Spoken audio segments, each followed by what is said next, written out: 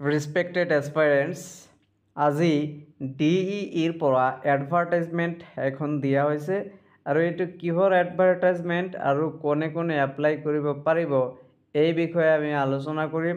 চ' ইয়াত আপোনালোকে দেখিছে advertisement for special recruitment drive dated the কাইলিপাৰা দি 28 অক্টোবৰ 2025।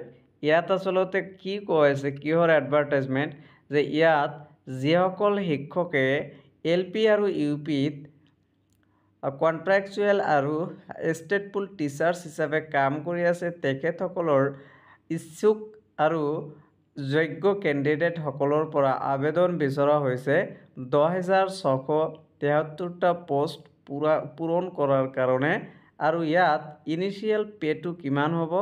এইটো হ'ব আমাৰ 14,000ৰ পৰা 70,000 প্লাছ গ্ৰেড পে' আৰু বিভিন্ন সা সুবিধা যিটো গভৰ্ণমেণ্ট ৰুল 2019ত এমেণ্ডমেণ্ট কৰি যিখিনি সুবিধা এল'টেড কৰা হৈছে সেই সুবিধাখিনিৰ সৈতে চেলাৰীটো পাব।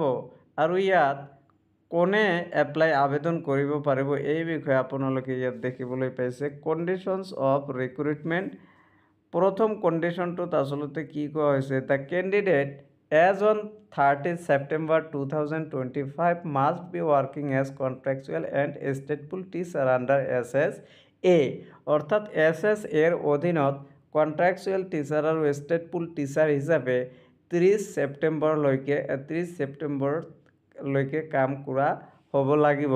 আৰু দ্বিতীয় নম্বৰ কণ্ডিশ্যনত কি কৈছে যে the candidate must complete minimum 3 years of continuous service as on 30 September 2025 as contractual and stateful teachers under SSA অৰ্থাৎ SSAৰ অধীনত 30 ছেপ্টেম্বৰলৈকে তেখেতসকলৰ মিনিমাম কমপক্ষে 3 বছৰৰ সেৱা আগবঢ়োৱা হ'ব লাগিব।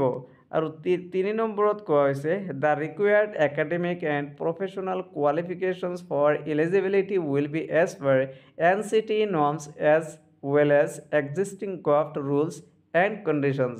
NCTয়ে যিটো নৰ্মছ তেওঁলোকে ফিক্সড কৰি ৰাখিছে আৰু চৰকাৰৰ যিটো বৰ্তমানে নিয়ম নীতি আছে সেই নিয়ম নীতিমতে হ'ব লাগিব। অৰ্থাৎ LP স্কুলৰ হায়াৰ ছেকেণ্ডেৰীৰ লগতে DLED আৰু UPৰ কাৰণে গ্ৰেজুৱেশ্যনৰ লগতে DLED অথবা BEd থকা হ'ব লাগিব। এতিয়া 4 নম্বৰত কোৱা হৈছে the eligible candidate shall apply online in the official website of DEE Assam date is এই ৱেবছাইটটোত কৰিব লাগিব আৰু কেতিয়াৰ পৰা আৰম্ভ হ'ব 10 AM অফ 8 অৰ্থাৎ নৱেম্বৰ মাহৰ 8 তাৰিখৰ 10 বজাৰ পৰা নৱেম্বৰ মাহৰ 30 তাৰিখ মিডনাইট মধ্যৰাতিলৈকে আবেদন চলিয়ে থাকিব। আৰু 5 নম্বৰত কোৱা হৈছে no' offline applications will be accepted কোনো অফলাইন আবেদন গ্ৰহণ কৰা নহ'ব। আৰু 6 নম্বৰত কৈছে the directorate of elementary education Assam reserves the right to cancel or postpone the recruitment at any state without assigning any reason thereof অৰ্থাৎ ডিৰেক্টৰ অফ এলিমেণ্টাৰী এডুকেশ্যনে যদি বিচাৰে বা কিবা কাৰণে যদি তেখেতসকলে কেঞ্চেল কৰিব বিচাৰে ৰিক্ৰুইটমেণ্টটো বা পিছুৱাই দিব বিচাৰে সেইটো তেওঁলোকে যিকোনো অৱস্থাতে কৰিব পাৰিব আৰু ইয়াৰ কাৰণে কোনো কাৰণ তেওঁলোকে দৰ্শাব নেলাগিব। কাৰণ ইয়াত স্পষ্টভাৱে কৈছে উইদাউট এছাইনিং এনি ৰিজন দেয়াৰঅফ।